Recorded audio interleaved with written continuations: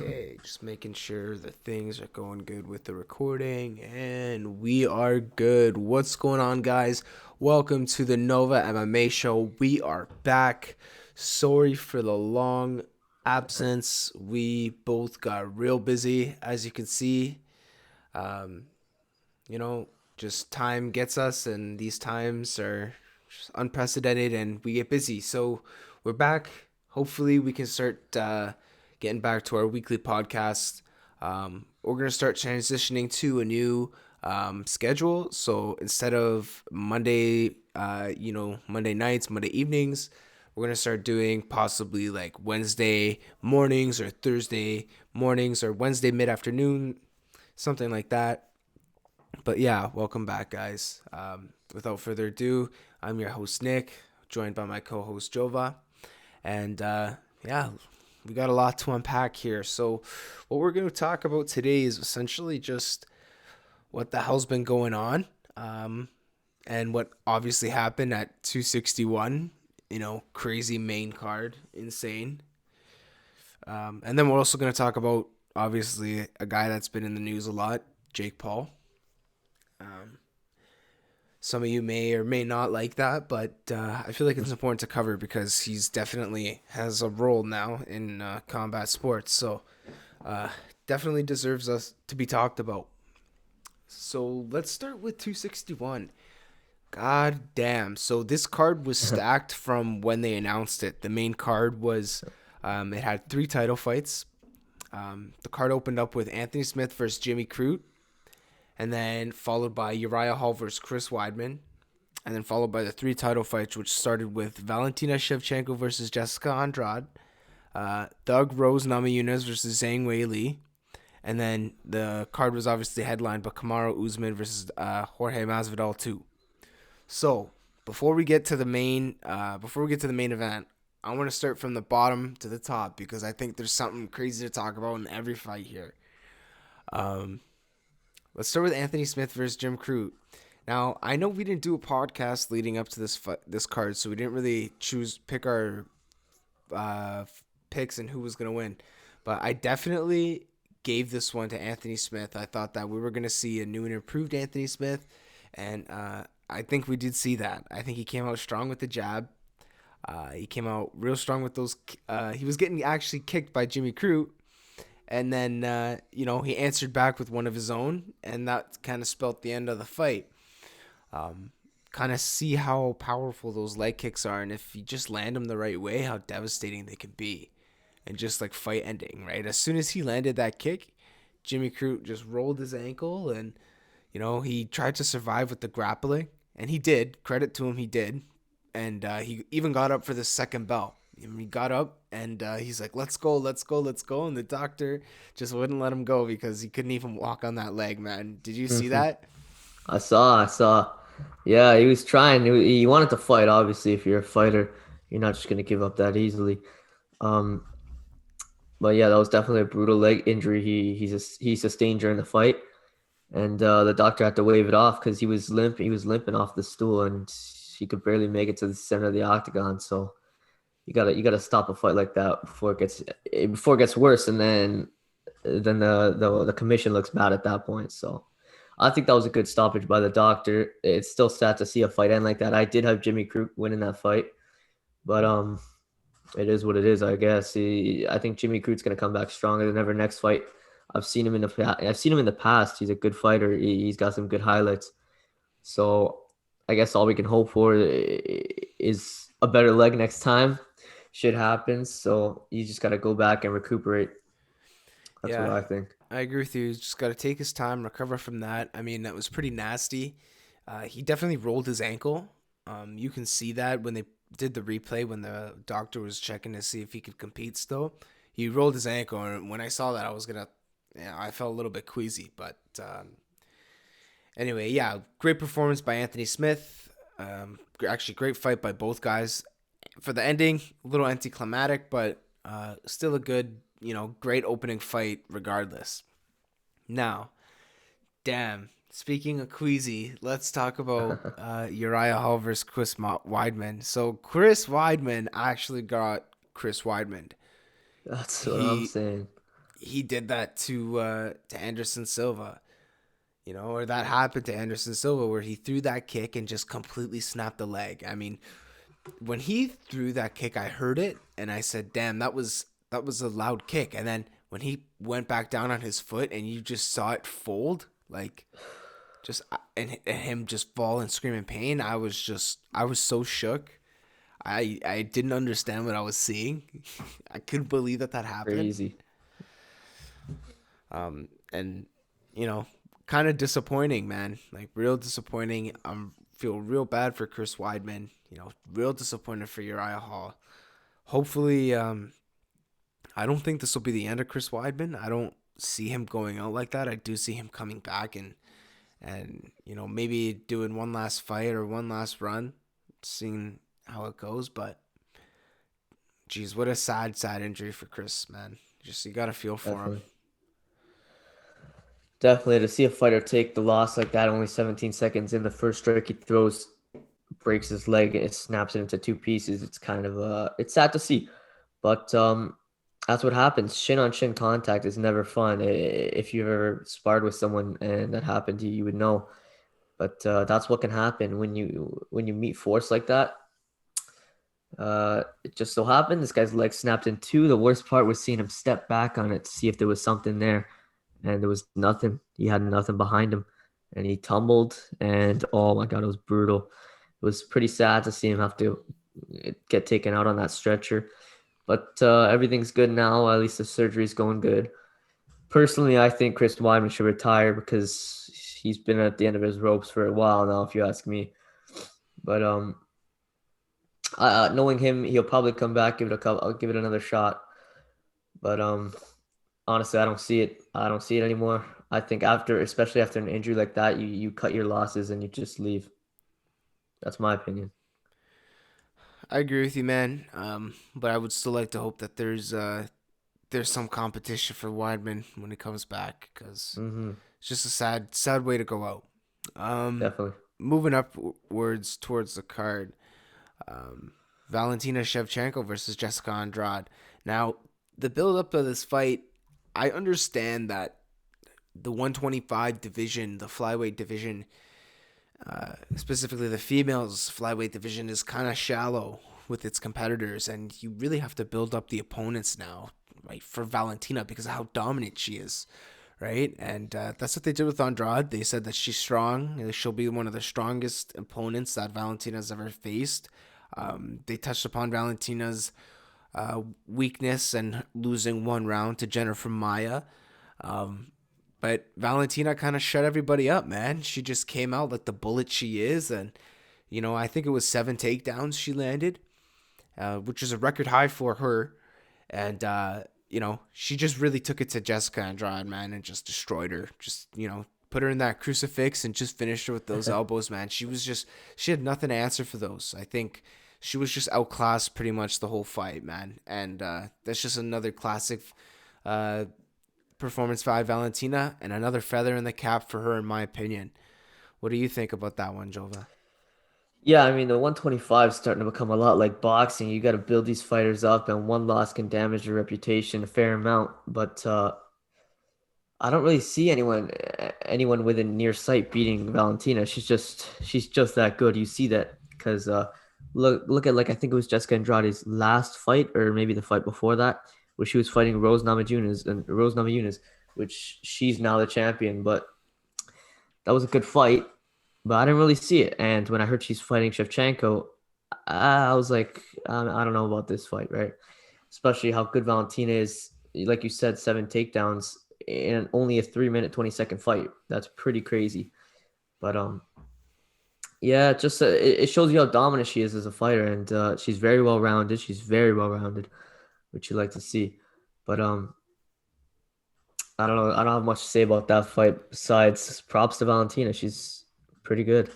She's like no one's beating her anytime soon, in my opinion. Unless they go for that Nunes Valentina part 3, which I think is the next move for both fighters because they're both reaching this kind of untouchable status, and they've already done it twice before. But Valentina's built up her reputation back, so I think it's time to give it a shot. That's my opinion. Definitely. I think all of the female champions in the UFC have cemented themselves as goats in their own um, respect, in their own divisions. And speaking to that, moving up to our co-main event, Rose Namajunas defeating Zhang Wei Li to regain her title. To regain her title, the only woman, the only female in the UFC to lose a title and actually regain it in the same division. So congratulations to Rose Namajunas. That was a picture perfect performance. I am stunned and amazed by the coaching work of Trevor Whitman and just what he's been able to do with his fighters.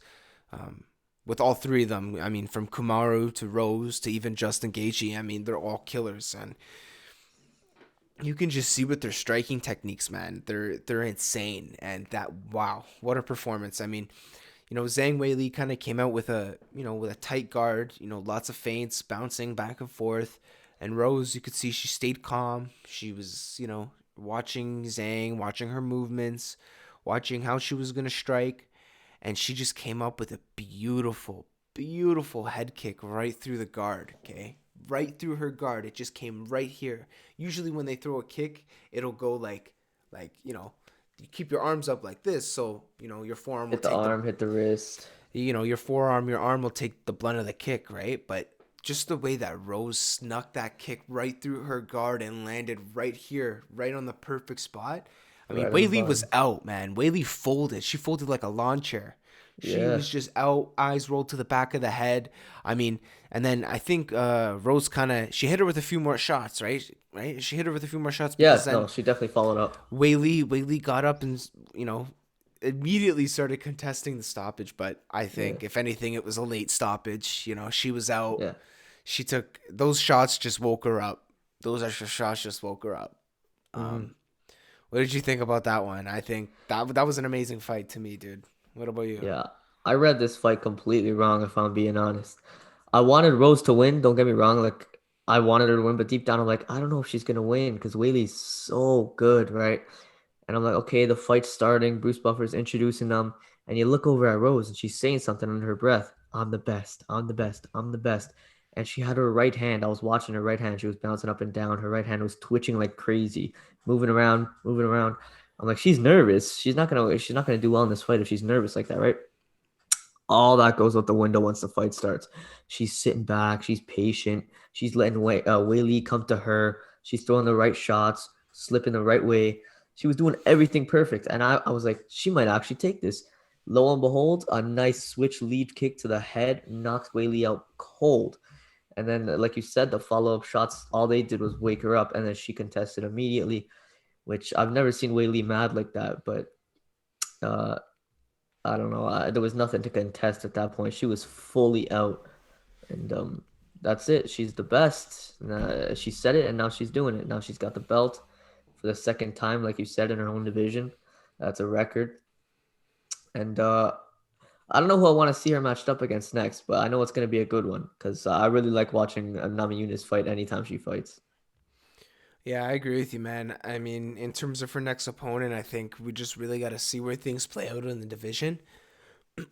I think that you could have really anybody kind of run it back with each other. Like you could have, I'd put Zhang and I would put Whaley and Joanna together, part Damn right. two, and see the winner of that take Rose. I know Joanna's got the two losses to Rose, but the second fight did go to a decision, so I guess you could kind of argue it was a closer fight. Joanna still feels like she won that fight, so we'll see. We'll see how that one plays out. Now, moving towards the fight of the night. Maybe not officially, but one of the shockers of the night. One of the things that I never thought that I would ever, ever, ever see, man. One of the most devastating knockouts that I have seen ever. Um, I mean, yeah. So, the first round was competitive between the Yeah. two. I would say you know, Kamaru came out a kind of aggressive. Jorge, you know, came out pretty chill. Slick as usual. He got up great when Kamaru took him down. I thought that his takedown defense, his grappling defense was good. And I mean from as long as the fight was, or as short as the fight was, his cardio was there. Masvidal, so props to him for that. But my God, what has Trevor Whitman done to Kamaru Usman? That He guy's a has. wizard, man. He's a wizard. If Kamaru Usman wasn't a 5-star fighter before, he is a 5-star fighter now. My goodness, he is a beast. He is an animal that cannot be stopped. He is the Nigeria nightmare, and my God, he is everybody's nightmare. He has Masvidal's number. He is Masvidal's nightmare. The only guy to sleep Jorge Masvidal. The Ever. only guy to sleep him. I know he has a TKO loss on his record before Masvidal, but even Masvidal said in his interview with Ariel following the fight that Usman's the only guy to put him out cold like that, man. And wow, uh, Yeah. dude, I No, I would was not right. have expected that. I really expected Usman to rinse and repeat. I thought it was going to be very similar to the first fight. I thought that we were going to see almost exactly the same thing. I didn't think that. I thought that we were going to see a more competitive fight. I didn't think necessarily that Jorge would win. A part of me wanted Jorge to win just because I know how bad he wants that belt. But my God, Kamaru Usman just did everything perfect from making George think about those takedowns, and then just coming straight up with a 1-2 combination, right straight, right to the face, and my God, he knocked the sweat off of his A braids, man. sweat. Take a look at that picture for me. That's an amazing picture. Like He you should get that framed. That's how good that picture was. But That's you, insane. Yeah, I'll put you it don't up on the see screen. knockouts. Yeah, you definitely don't see knockouts. Yeah, pull that up while I'm just gonna talk about it for a bit. I definitely thought it was gonna be rinse and repeat, like you said. I'm like, okay, Usman's gonna take him down. He's gonna do the toe stomps. But Usman had something to prove that night. He said, you know what? I'm no pushover. I'm no the one trick pony. I'm getting better, and I'm gonna prove that I'm getting better by sleeping Masvidal tonight. And like, I don't know if that was definitely his plan, but nevertheless, that was a slick knockout. I think Jorge's gonna take it easy a little bit on the playing around, but that's just his style. That's just how some fighters are. They have a style like that. But never did I think that I would see Jorge Masvidal's chin get cracked like that. It was crazy stuff. And he didn't believe in himself. He didn't even believe in himself. He woke up. He's like, "No way! I just got knocked out by Karamu Usman." That guy's not known for having heavy hands. At least not like excluding his past two fights. He's not known for having heavy hands like that. But I'm telling you, Trevor Whitman's a wizard. He's teaching these guys things that's never been taught in the game before.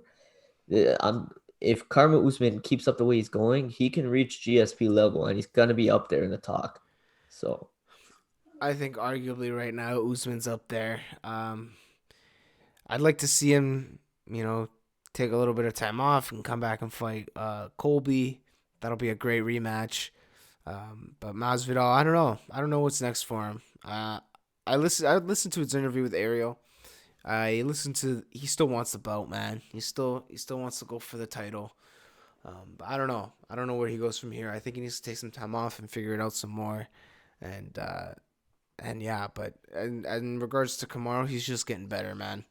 I think yeah. that it's hard to see anybody really, you know, I can't see anybody beating him in that division right now.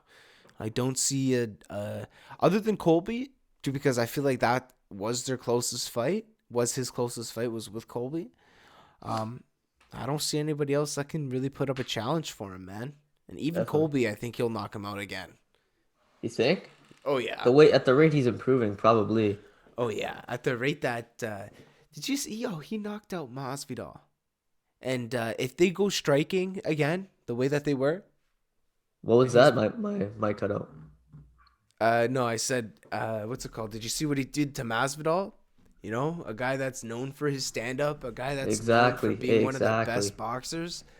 Okay, if you put him out like that, put him out cold, okay, with the feints, and now Kamaru's starting to understand striking. He's starting to train with Justin Gaethje. He's starting to get cracked by a 155er, and his ego is really starting to get leveled, and he's starting to respect people's power and respect the art of striking. I don't know, man. I think the Yeah. rematch. I think he finishes Colby within three You think rounds. so? Oh yeah, oh That's a yeah. big bet. But it's not within like three. Kobe's just been sitting on his ass all this time. No, you're right. You're right. I just don't think Colby hits as hard as Usman. Oh, I definitely think not. I think Colby's strategy is more to wear you down, tire you out, Yeah. make you not know what's coming. And but Kamaru, man, he's just a different animal. One thing that we got to talk about, Jova, that was happening throughout almost every fight on this card was the fuck Jake Paul chance. So, Damn right. um, as you guys may know, Jake Paul knocked out Ben Askren. Knocked Now, out. I don't know if we talked about this fight in our last podcast. I can't remember, but I did pick Ben Askren to win. I picked him to win because I thought it was gonna be more competitive. I thought that he was gonna come in looking a lot better than he did. But credit to Jake, man. He, I at first I did think it was a little sketchy that the way that it was stopped, the way that Ben got Yeah. up and he was ready to go, and then the ref just called it off. I did think it was a little bit sketchy, but um, credit to Jake because he did sit him down with Yeah, that definitely. punch, man. That was not a fake punch. Ben ate that shot and he fucking ate shit, man. He went right down. Um, so props to Jake. But now we got to deal with him, man. He's got a very loud voice in the media, and he's very loud in the MMA community, very loud in the boxing community. And he showed up there, 261, and stirred the pot with Daniel Cormier. You know, so I don't know. What do you think of all this Jake Paul stuff, and how he fits into all of this, as Uncle Chill would say? I think it's really annoying, but I mean, you gotta respect what he's doing. He's playing the heel really well. He's getting everyone to hate him. He's picking on a retired basketball player who had no business fighting, and a retired old man who also had no business fighting. So he's getting easy fights. Don't get me wrong, but it's only a matter of time until he gets in there with an actual fighter. Um, it's not like he sparred Anthony Prettyboy for. He said if he spars him, he's not doing any cameras in there. There's a reason for that because he got his ass whooped. Uh, but personally, I don't know where Jake Paul goes next, and to be honest, I don't really care because it's gonna be a big deal. Whoever it is, it's gonna be a big deal. But I hope it's a bigger name that'll actually put up more of a fight than Ben Askren or Nate Robinson or any of those guys. And as for the stoppage, it's pretty sketchy. Ben Askren got up, and the ref just waved it off. I think there was definitely like a an agreement there between maybe Jake Paul, Ben Askren, and the ref or the commission, because knowing the money those guys have to just throw around, I wouldn't be surprised. But I could be wrong, and it could be 100% real. So you never say never, right? Jake Paul did sit him down with that right hand, like you said. It was a clean right hand. But if you look at the fights Ben Askren's had, especially with like people like Robbie Lawler, those fights go sitting down and getting knocked out by a punch like that just doesn't really add up. Yeah, and I don't want to give him too much shine. I don't want to buff his star too much because he doesn't really need it. But um, you know, Jake Paul, I used to really hate the fact that he was getting so involved and putting on kind of a circus in the combat sports industry and stuff. But the longer that he's here, and we just got to accept it. He's not going anywhere. He's gonna be putting on these things. He's gonna be a part of the community. He's gonna be a part of the talk. His name's gonna be thrown. People are gonna call him out. He's here now, and he's here to stay.